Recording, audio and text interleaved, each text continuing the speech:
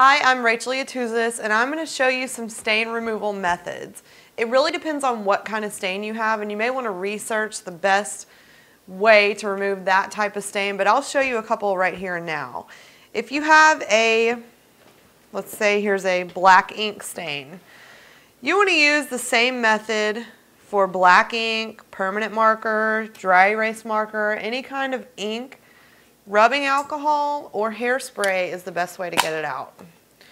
The alcohol in the hairspray and the alcohol itself really break down the ink.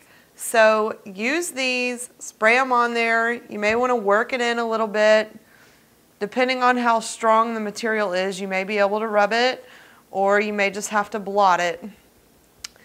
And after you've done that, wash the material as usual.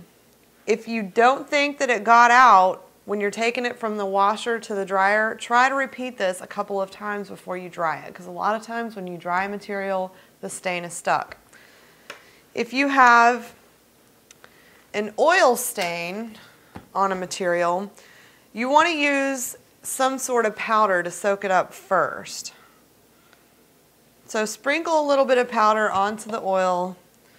Work it in with the toothbrush and you will see the powder start to ball up. Keep adding the powder until you think that the powder is soaked up all the oil that it possibly can. After that, spray it with some commercial laundry stain remover, or you can try using the alcohol in this case also, and then wash it as usual. If you have something that's silk, you want to try to keep from getting water on it if possible. And, you know, it's a little more of a delicate material, so you want to be careful with silk.